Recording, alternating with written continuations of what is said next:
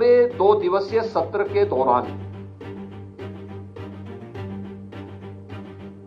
हर एक वक्ता ने और हर एक प्रेजेंटेशन में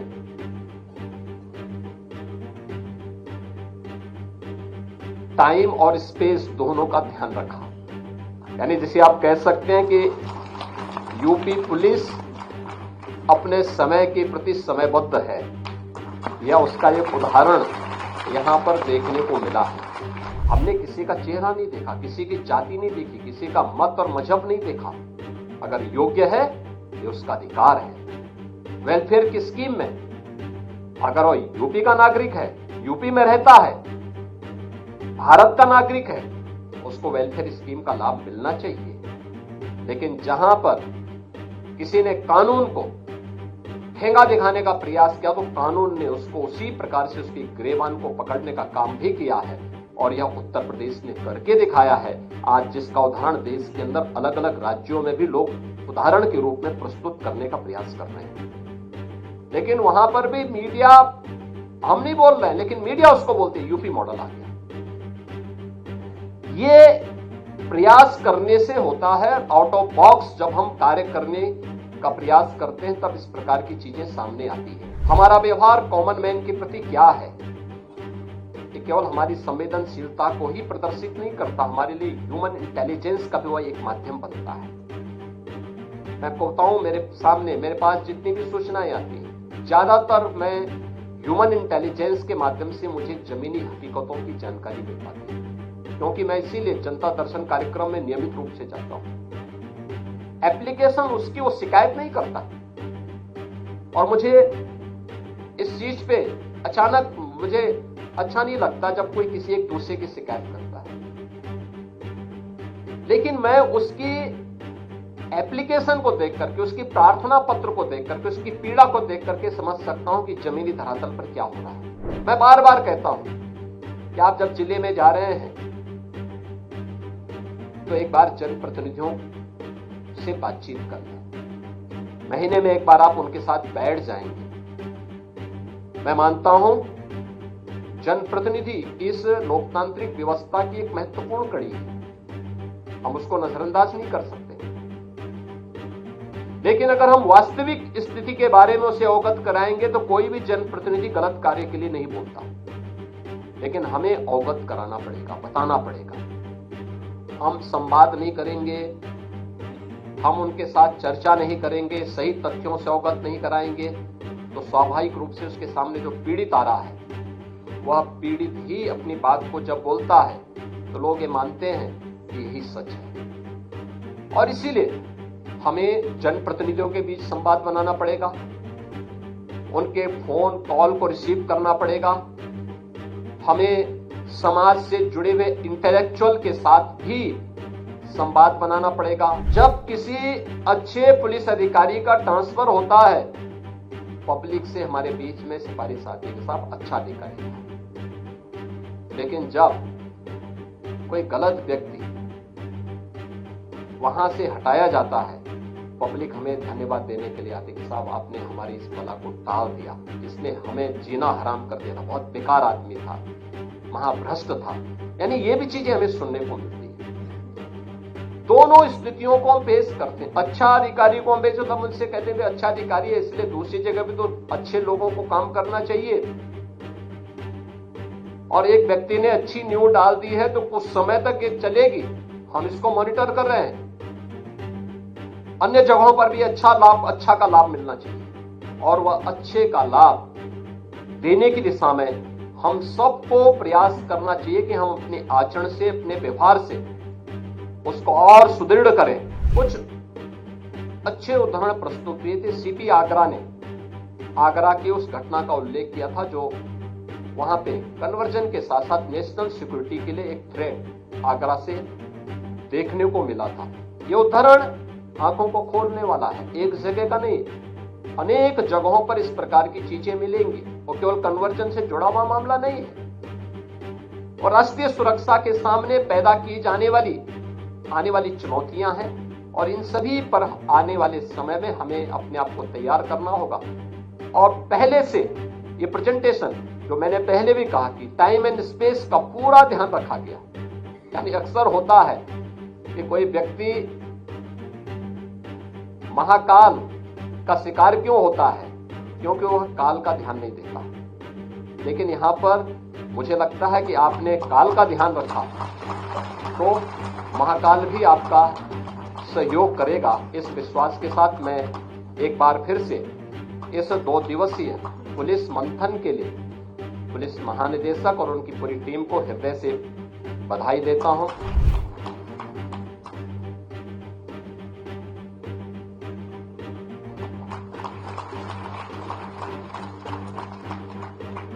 श्री विमल कुमार सिंह, पुलिस उपाधीक्षक एसटीएफ।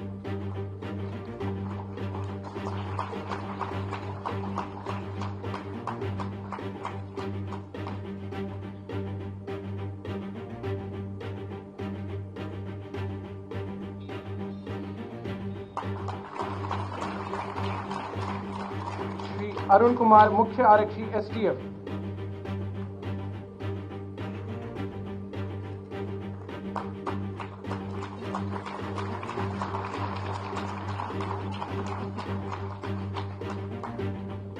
वर्ष 2025 से क्रमशः श्री कृष्ण कुमार, पुलिस अधीक्षक संभल।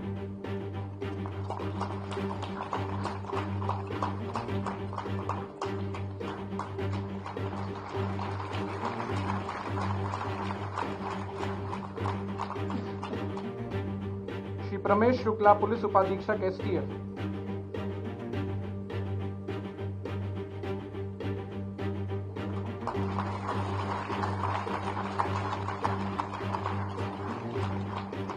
सुश्री प्रियांशी प्रजापति। पुलिस मंथन 2025 के 2 दिवसीय कार्यक्रम में आज के इस मुख्यमंत्री उत्कृष्ट अलंकरण से संबंधित कार्यक्रम में मंच पर उपस्थित उत्तर प्रदेश पुलिस के महानिदेशक श्री राजीव कृष्ण जी, प्रमुख सचिव गृह Shri Sanjay Prasad ji, director SPG शालोक Sharma ji, police महानिदेशक कारागार श्री पीसी मीना जी, हमारे सभी वरिष्ठ पुलिस अधिकारीगण, वर्चुअल माध्यम से भी जुड़े हुए जनपद स्तरीय सभी हमारे पुलिस अधिकारीगण, मैं सबसे पहले पुलिस मंथन के इस अभिनव प्रयास के लिए डीजीपी उत्तर प्रदेश और उनकी पूरी टीम को एक सफलतम मंथन के लिए हृदय से बधाई देता हूं।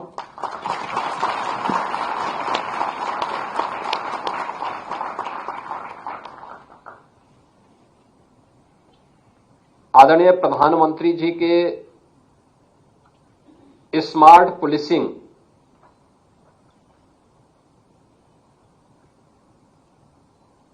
और विजन 2047 विकसित और आत्मनिर्भर भारत के लिए किस प्रकार की पुलिस हमें चाहिए, उस लक्ष्य की प्राप्ति के लिए पिछले 2 दिनों के अंदर जो रोड मैप यहां तैयार किया गया है वह अत्यंत महत्वपूर्ण होगा। और इसके लिए जिन 11 सत्रों पर हम लोगों ने यहां पर विचार किया है, उसको नजदीक से देखा है, वह हमारी भावी कार्य योजना को भी और भावी रणनीति का भी एक महत्वपूर्ण दस्तावेज साबित होने वाला है।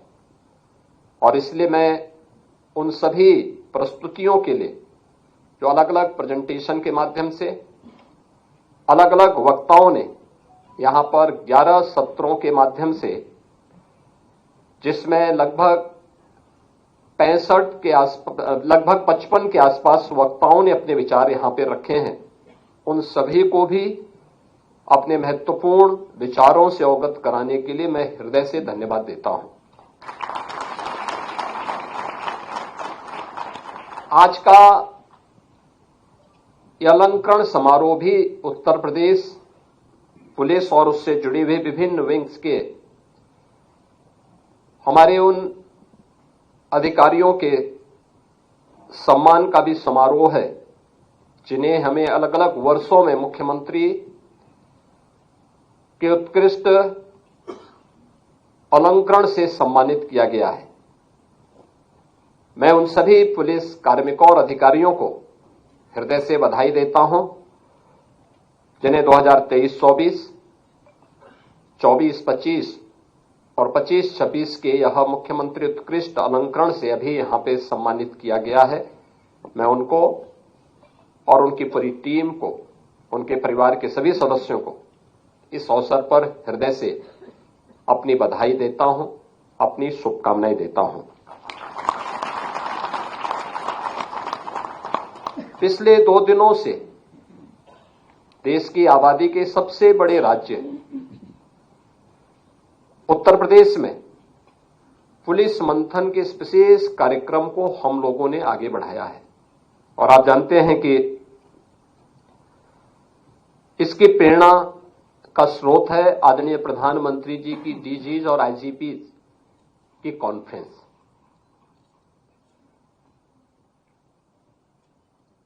अलग अलग क्षेत्र में क्या नवाचार हो सकते हैं और वे नवाचार हमें कैसे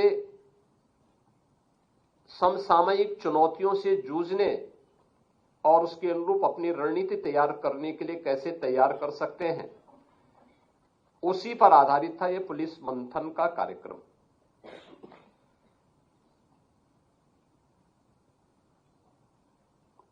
सबसे अच्छा रहा कि इस पूरे 2 दिवसीय सत्र के दौरान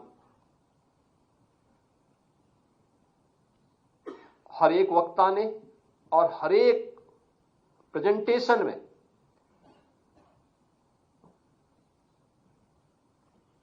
टाइम और स्पेस दोनों का ध्यान रखा। यानी जिसे आप कह सकते हैं कि यूपी पुलिस अपने समय के प्रति समयबद्ध है, या उसका एक उदाहरण यहां पर देखने को मिला है, जिसमें प्रस्तुतिकरण के जो आधार थे, बीट पुलिसिंग, यानी हमारा आधार क्या है, वहां से प्रारंभ हुआ और उसका एक सफलतम उदाहरण हमारे सामने 2020 में प्रारंभ हुआ मिशन शक्ति का कार्यक्रम है, जिसके रिजल्ट भी वहीं पे प्रस्तुत किए गए थे कि हमने 5th एडिशन में क्या सफलताएं प्राप्त की। इसके उपरांत महिला और बाल सुरक्षा से संबंधित जो अपराध हैं, मानव तस्करी से जुड़े हुए जो चुनौतियां हैं हम सबके सामने, इससे संबंधित एक यहां पे सत्र हुआ था। तीसरा जो सत्र हुआ था वो थाना प्रबंधन और उन्नयन से संबंधित था। एक समय रहा होगा जब कम मानव संसाधन से इतने बड़े राज्य की व्यवस्था का संचालन हो सकता रहा होगा, लेकिन आज के परिप्रेक्ष्य में 4 लाख की सिविल पुलिस, उनके लिए उस प्रकार का इंफ्रास्ट्रक्चर, उस प्रकार की सुविधाएं चाहिए और उसके लिए यहां पे मानव संसाधन के विकास के लिए, उनके कल्याण के लिए हमारी क्या कार्य योजना होनी चाहिए और कैसे हम इसके अनुरूप अपने आगे की रणनीति तैयार कर सकते हैं, इस पर भी विचार हुआ। लेकिन साथ साथ पुलिस बिहेवियर को लेकर के, उनकी ट्रेनिंग को लेकर के भी यहां पर महत्वपूर्ण प्रस्तुतियां हम सबके सामने प्रस्तुत किया गया। प्रोसिक्यूशन और कारागार के बारे में भी यहां पे एक महत्वपूर्ण सत्र आयोजित हुआ। CCTNS 2, न्याय संहिता और फॉरेंसिक पर आधारित भी एक महत्वपूर्ण सत्र हम सबके सामने यहां पर था, जिस पर इसके जो अधिकृत वक्ता थे, उस फील्ड के एक्सपर्ट थे, उन्होंने भी अपने महत्वपूर्ण विचारों से इस पूरे कार्यक्रम को और रोचक बनाने में अपना योगदान दिया। आज द्वितीय दिवस में 4 महत्वपूर्ण सत्र हुए हैं, जिनमें प्रातःकाल 8 बजे से लेकर के 10:30 बजे के बीच में आपदा प्रबंधन, सिविल डिफेंस एवं होमगार्ड्स, क्राउड मैनेजमेंट से संबंधित यह महत्वपूर्ण सत्र यहां पे संपन्न हुआ और इसके प्रांत इंटेलिजेंस और उसकी चुनौतियां, जैसे सोशल मीडिया, एनजीओस की भूमिका, नेपाल की सीमा, उत्तर प्रदेश राज्य की हमारी जो सीमा है उसकी खुली सीमा, आतंकवाद निरोधन, मादक द्रव्य, गौ तस्करी और संगठित अपराध पर केंद्रित ये 4 महत्वपूर्ण सत्र आज यहां पे संपन्न हुए हैं। और मैं कह सकता हूं कि जो 11 सत्र हैं, यह विकसित भारत के प्रधानमंत्री जी के विजन को 2047 में भारत विकसित भारत हो, आत्मनिर्भर हो, स्वाभाविक रूप से ये केवल भारत सरकार का ही इसके लिए रोड मैप नहीं होना है, राज्य सरकारों की भी अपनी भूमिका है। और जो मैंने कल अपने प्रारंभिक उद्बोधन में भी इस बात को कहा था कि हमारा परसेप्शन 8 साढ़े 8 वर्षों में बदला है, लोगों की हमारे प्रति धारणाएं बदली हैं। आप याद करिए, अगर उत्तर प्रदेश में ऐसे ही दंगे होते, ऐसे ही गुंडागिर्दी होती, अराजकता होती, महीनों महीनों कर्फ्यू रहता, क्या हमारे बारे में धारणाएं बदल जाती?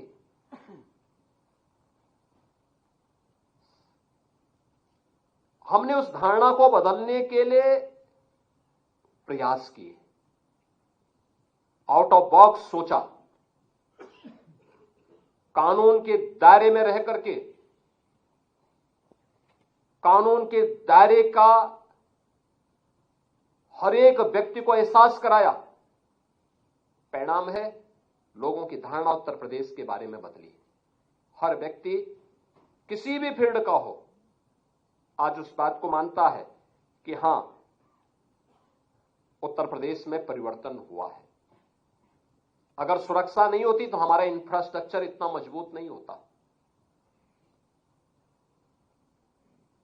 देश के अंदर एक्सप्रेसवे, आज मैं दावे के साथ कह सकता हूं कि उत्तर प्रदेश देश के अंदर 55% एक्सप्रेसवे उत्तर प्रदेश के अंदर है। उत्तर प्रदेश के अंदर और पिछले 9 वर्षों के अंदर ये सभी एक्सप्रेसवे तैयार किए गए हैं।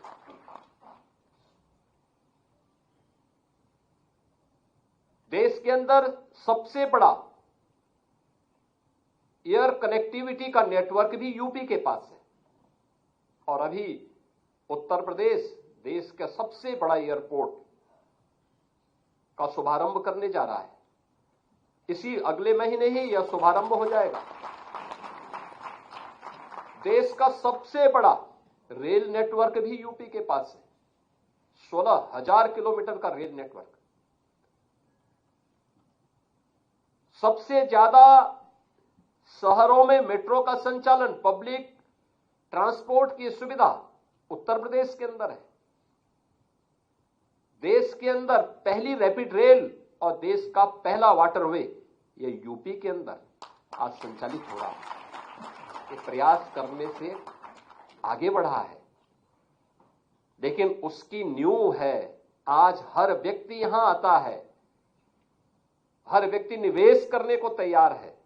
इसलिए क्योंकि उसको लगता है कि सुरक्षा है, उसको लगता है कानून का राज है, कोई चीटिंग नहीं होगी, किसी भी स्तर पर धोखा नहीं होगा, सुरक्षा का एहसास होता है।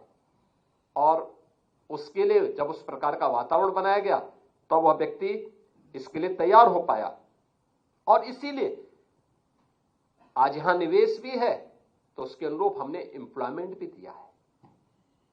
आप देखिए कितना पारदर्शी तरीके से, हमने किसी का चेहरा नहीं देखा, किसी की जाति नहीं देखी, किसी का मत और मजहब नहीं देखा। अगर योग्य है ये उसका अधिकार है। वेलफेयर की स्कीम में अगर वो यूपी का नागरिक है, यूपी में रहता है, भारत का नागरिक है, उसको वेलफेयर स्कीम का लाभ मिलना चाहिए। लेकिन जहां पर किसी ने कानून को ठेंगा दिखाने का प्रयास किया तो कानून ने उसको उसी प्रकार से उसकी गिरेबान को पकड़ने का काम भी किया है, और यह उत्तर प्रदेश ने करके दिखाया है। आज जिसका उदाहरण देश के अंदर अलग अलग राज्यों में भी लोग उदाहरण के रूप में प्रस्तुत करने का प्रयास कर रहे हैं। लेकिन वहां पर भी मीडिया, हम नहीं बोल रहे हैं लेकिन मीडिया उसको बोलते हैं यूपी मॉडल आ गया। ये प्रयास करने से होता है, आउट ऑफ बॉक्स जब हम कार्य करने का प्रयास करते हैं तब इस प्रकार की चीजें सामने आती हैं। और वह आज हम सब के लिए, मेरा मानना है, एक महत्वपूर्ण, हमारे लिए यह एक दस्तावेज बनने जा रहा है। याद करिए, इसी उत्तर प्रदेश में आदरणीय प्रधानमंत्री जी ने डीजीपी और आईजीपी कॉन्फ्रेंस में इस बात को कहा था, स्मार्ट पुलिसिंग का एक विजन देश को दिया था। और उस समय उन्होंने कहा था कि स्मार्ट पुलिसिंग के सूत्र भी उन्होंने उस समय बताए थे। और मुझे लगता है हर पुलिस अधिकारी, हर पुलिस कार्मिक को उसको अपने जीवन का मंत्र बनाना चाहिए। उन्होंने कहा था कि स्मार्ट पुलिसिंग का मतलब क्या है? Strict and sensitive, modern and mobile, alert and accountable, reliable and responsive, techno savvy and trend.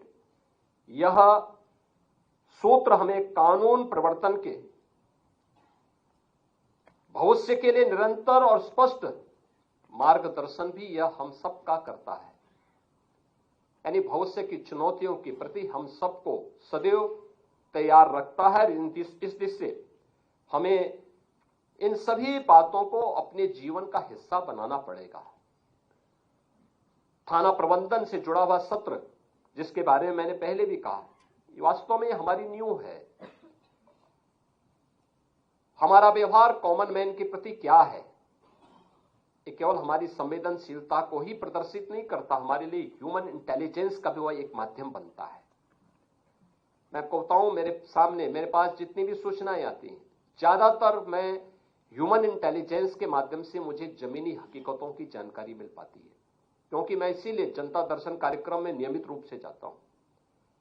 Application उसकी वो शिकायत नहीं करता, और मुझे इस चीज पे अचानक मुझे अच्छा नहीं लगता जब कोई किसी एक दूसरे की शिकायत करता है। लेकिन मैं उसकी एप्लीकेशन को देख करके, उसकी प्रार्थना पत्र को देख करके, उसकी पीड़ा को देख करके समझ सकता हूं कि जमीनी धरातल पर क्या हो रहा है, और जमीनी हकीकत के बारे में मुझे जानकारी मिलती है। और इसलिए ह्यूमन इंटेलिजेंस यह आज हम सबका एक सबसे बड़ा हथियार है, और इसका हम बेहतर तरीके से उपयोग कर सकते हैं। इसके लिए हमें संवाद बनाना पड़ेगा। कोई भी थानाध्यक्ष हो, हल्के का दरोगा हो, सर्किल का हमारा इंचार्ज जो डिप्टी एसपी हो, या जिले का पुलिस अधीक्षक हो, या रेंज और जोन के अधिकारी हो, इन सबके स्तर पर अलग अलग तबके के लोगों के साथ एक बेहतर संवाद की स्थिति पैदा करना। अक्सर होता क्या है, पर्व और त्योहार के दौरान हम पीस कमेटी की बैठक बुलाते हैं, शेष अन्य अवसरों पर हम इन सभी बातों को विस्मृत सा कर देते हैं, भूल से जाते हैं। मैं बार बार कहता हूं कि आप जब जिले में जा रहे हैं तो एक बार जनप्रतिनिधियों से बातचीत कर लें। महीने में एक बार आप उनके साथ बैठ जाएंगे। मैं मानता हूं जनप्रतिनिधि इस लोकतांत्रिक व्यवस्था की एक महत्वपूर्ण कड़ी है, हम उसको नजरअंदाज नहीं कर सकते। लेकिन अगर हम वास्तविक स्थिति के बारे में उसे अवगत कराएंगे तो कोई भी जनप्रतिनिधि गलत कार्य के लिए नहीं बोलता, लेकिन हमें अवगत कराना पड़ेगा, बताना पड़ेगा। हम संवाद नहीं करेंगे, हम उनके साथ चर्चा नहीं करेंगे, सही तथ्यों से अवगत नहीं कराएंगे, तो स्वाभाविक रूप से उसके सामने जो पीड़ित आ रहा है वह पीड़ित ही अपनी बात को जब बोलता है तो लोग ये मानते हैं कि यही सच है। और इसीलिए हमें जनप्रतिनिधियों के बीच संवाद बनाना पड़ेगा, उनके फोन कॉल को रिसीव करना पड़ेगा, हमें समाज से जुड़े हुए इंटेलेक्चुअल के साथ भी संवाद बनाना पड़ेगा, अलग अलग पृष्ठभूमि से जुड़े हुए लोगों के साथ भी, अलग अलग धर्माचार्यों के साथ, उद्यमियों के साथ, व्यापारियों के साथ एक बेहतर समन्वय हो। रूटीन का कार्य मत बनाइए, कुछ आप उनके बीच जाइए, कभी वे आपके पास आए, बैठ करके चर्चा हो, एक औपचारिक चर्चा, अनौपचारिक रूप से संवाद, डायलॉग, बहुत सारी चीजें आपको जमीनी धरातल की प्राप्त होंगी। केवल मुख्यालय में बैठ करके हम पुलिसिंग नहीं कर सकते, और इस दृष्टि से हमें इस संवाद को और प्रभावी करना पड़ेगा। थाना, सर्किल और पुलिस लाइन, इन तीनों में भी बेहतर समन्वय हो। देखिए, मैं अक्सर कहता हूं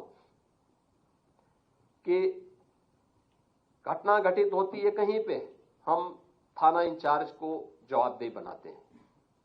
सर्किल की भूमिका क्या है? सर्किल समन्वय बनाने में कितना योगदान दे पा रहा है? हमने कभी उस पर ध्यान नहीं दिया। अगर हम इन तीनों में बेहतर समन्वय बना लें, मेरा मानना है कि यह सुरक्षा व्यवस्था को मजबूत करने में बहुत बड़ा योगदान दे सकता है, और इस दिशा में हमारा प्रयास होना चाहिए। पुलिस बल का दोस्ताना व्यवहार और उसकी संवेदना एक कॉमन मैन की समस्या का समाधान तो करता ही है।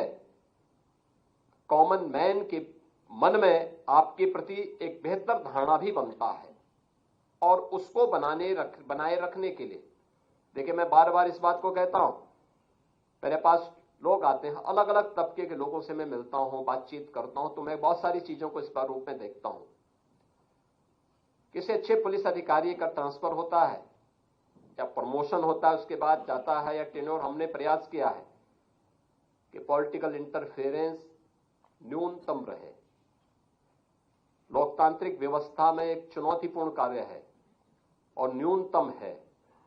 पिछले 9 वर्षों के अंदर आपने देखा होगा न्यूनतम इंटरफेरेंस, और न्यूनतम इंटरफेरेंस के साथ साथ आपको कार्य करने की जितनी स्वतंत्रता दी गई है कि आप परफॉर्म कर सकें, इसलिए कि जिससे बिना किसी हस्तक्षेप के, लेकिन हमारा भी कुछ दायित्व बनता है। और इस दायित्व के दौरान मैं देखता हूं, जब किसी पुलिस अधिकारी के टेन्योर, उसमें हमने स्थिरता भी दी है प्रशासन को। आप देखें, एवरेज एक पुलिस अधिकारी मिनिमम 2 वर्ष तक एक जिले के अंदर अपनी सेवा दे रहा है, रेंज में सेवा दे रहा है। कभी नहीं हुआ, मैं पिछले आंकड़े निकालता हूं, 3 महीने, 4 महीने, 1 महीने, कुछ ही दिनों के अंदर फिर वहां से ट्रांसफर हो जाता था। काम ही नहीं मिलता था। जब तक वो समझे, वहां की सामाजिक और भौगोलिक स्थिति को समझे, तब तक वहां से उसे बाहर का रास्ता दिखा दिया जाता था। क्या समझता? अव्यवस्था पैदा होती, लेकिन वह स्थिरता प्रशासन में दी गई, पुलिस में दी गई। लेकिन जब किसी अच्छे पुलिस अधिकारी का ट्रांसफर होता है, पब्लिक से हमारे बीच में सिफारिश आती के साथ अच्छा अधिकारी था, लेकिन जब कोई गलत व्यक्ति वहां से हटाया जाता है, पब्लिक हमें धन्यवाद देने के लिए आती कि साहब आपने हमारी इस बला को टाल दिया, इसने हमें जीना हराम कर दिया था, बहुत बेकार आदमी था, महाभ्रष्ट था। यानी ये भी चीजें हमें सुनने को मिलती है। दोनों स्थितियों को हम पेश करते हैं। अच्छा अधिकारी को हम बेशुद्ध उनसे कहते हैं अच्छा अधिकारी है, इसलिए दूसरी जगह भी तो अच्छे लोगों को काम करना चाहिए। और एक व्यक्ति ने अच्छी न्यूज डाल दी है तो कुछ समय तक ये चलेगी, हम इसको मॉनिटर कर रहे हैं। अन्य जगहों पर भी अच्छा का लाभ मिलना चाहिए, और वह अच्छे का लाभ देने की दिशा में हम सबको प्रयास करना चाहिए कि हम अपने आचरण से, अपने व्यवहार से उसको और सुदृढ़ करें। 3 नए कानून लागू हुए हैं, हमने गत वर्ष जुलाई में लागू किए हैं, और याद रखना, ये तीनों जो नए कानून हैं, इनकी अवधारणा न्याय पर आधारित है, जिसमें भारतीय न्याय संहिता 2023, भारतीय नागरिक संहिता 2023 और भारतीय साक्ष्य संहिता 2023, इसके बारे में अधिक से अधिक जागरूकता पैदा करना, हर पुलिस कार्मिक के साथ साथ इसके बारे में हमें अलग अलग तबके के साथ में बैठक करके इस इंटरेक्शन को बढ़ाना और इसके बारे में हमें अपने आप को अपडेट करना होगा। और मेरा मानना है कि दक्ष, न्यायप्रिय, पारदर्शी, जवाबदेह और निष्ठा के साथ जनसेवा के प्रति संवेदनशील जो पुलिस बल है, यही अंततः कानून का राज स्थापित करने में महत्वपूर्ण भूमिका का निर्वहन करेगा और जो हम सबके जीवन का संकल्प है। ये कानून का राज ही है जो देश के अंदर सबसे बड़ी आबादी के राज्य के मन में, आधी आबादी के मन में जो सबसे असुरक्षित अपने आप को महसूस करती थी, उन सबके मन में एक नया विश्वास पैदा कर रही है।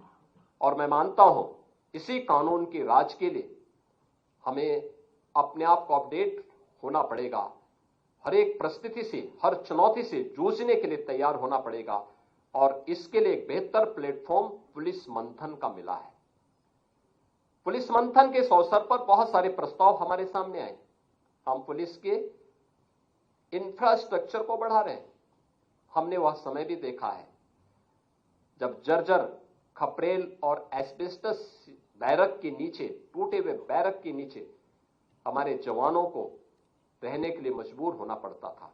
और आज आप देखते होंगे कि जनपद के अंदर हाई राइज बिल्डिंग, बहुत सारे जनपदों में सबसे high rise building police barrack की होगी। एक परिवर्तन है और हर जनपद में, किसी एक जनपद में नहीं, हर जनपद में। हम लोग जब आए थे 10 जनपद ऐसे थे जहां पे वर्षों से 2-2, 3-3 दशक से पुलिस लाइन नहीं बन पाई थी। हम लोगों ने वह पैसा भी गृह विभाग को उपलब्ध करवाया है। पैसा उन जनपदों को जाए, वहां पर ये चीजें स्थापित होनी चाहिए। पीएससी की जिन कंपनियों को समाप्त किया गया था उनका पुनर्गठन किया गया। पीएससी की महिला बाहिनियों का गठन किया गया। महिला कार्मिकों की संख्या इसमें बढ़े। आज वह 13% से बढ़कर के 36% से ऊपर महिला कार्मिक हमारी व्यवस्था के अंग बने हुए हैं। लगातार उस पर कार्य हो रहा है और आज एक सुरक्षा का बेहतर माहौल दिया है। बहुत सारे नवाचार इस दौरान हुए हैं।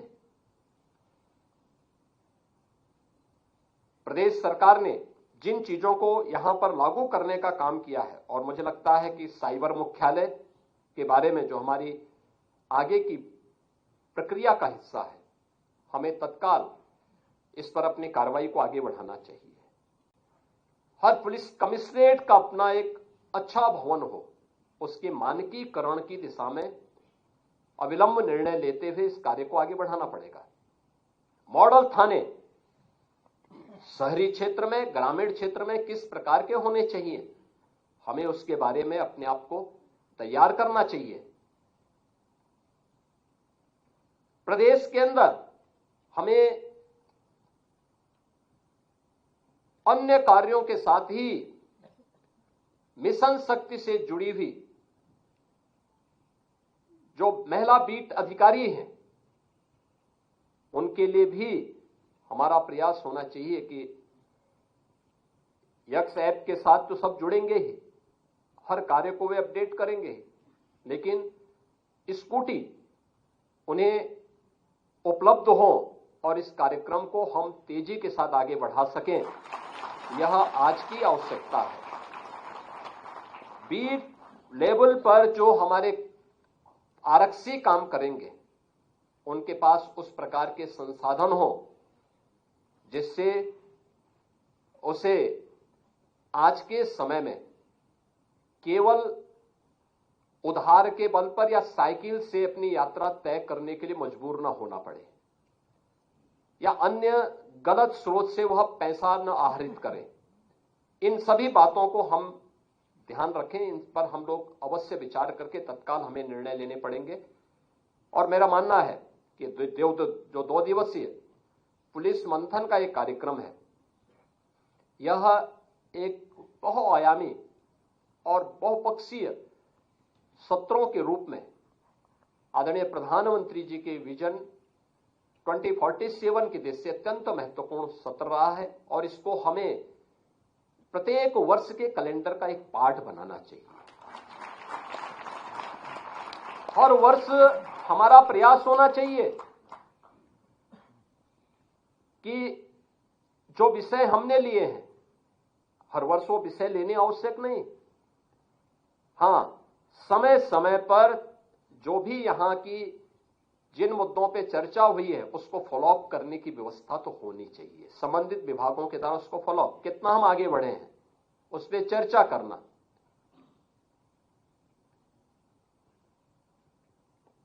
पुलिस महानिदेशक के स्तर पर निरंतर उसकी प्रोग्रेस रिपोर्ट से अवगत कराते रहना और किसी स्तर पर कोई बैरियर है तो उस बैरियर को हटाने की तैयारी करना ससमय, जिससे हम समय रहते हुए जो चीजों पे चर्चा हुई है वह केवल आज यहां पर सामान्य आचार ही नहीं बल्कि केवल विचार के स्तर पर नहीं बल्कि उसको व्यवहारिक स्तर पर भी हम जमीनी धरातल पर उतार सकें, उसको फॉलोअप करने की व्यवस्था भी हमारी होनी चाहिए। और प्रयास होना चाहिए कि दिसंबर के अंतिम सप्ताह में ऐसे ही शनिवार रविवार के दिन 2 दिन का समय लेकर के अगर हम इस पुलिस मंथन के कार्यक्रम को अलग विषय के साथ साथ और अलग अलग सक्सेस स्टोरी को भी उसके साथ समाहित करें।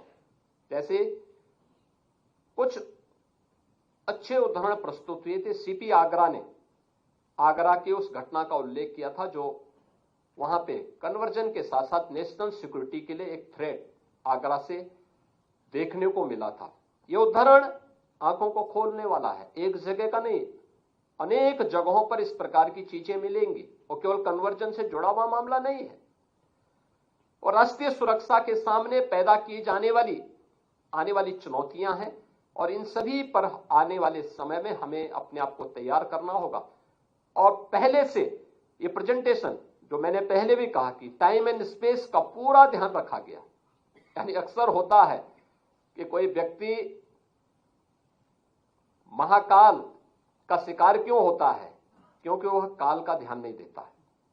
लेकिन यहां पर मुझे लगता है कि आपने काल का ध्यान रखा तो महाकाल भी आपका सहयोग करेगा। इस विश्वास के साथ मैं एक बार फिर से इस 2 दिवसीय पुलिस मंथन के लिए पुलिस महानिदेशक और उनकी पूरी टीम को हृदय से बधाई देता हूं। उन सभी अधिकारियों को जिन्होंने और उन एक्सपर्ट्स को भी धन्यवाद देता हूं जिन्होंने अपने प्रस्तुतिकरण को यहां पर बेहतरीन तरीके से समयबद्ध तरीके से आगे बढ़ाया है। और मैं बधाई देता हूं अपने उन अधिकारियों और जवानों को जिन्हें आज यहां पे मुख्यमंत्री उत्कृष्ट अलंकरण से सम्मानित किया गया है। उन सबको मैं हृदय से बधाई देता हूं। धन्यवाद। जय हिंद।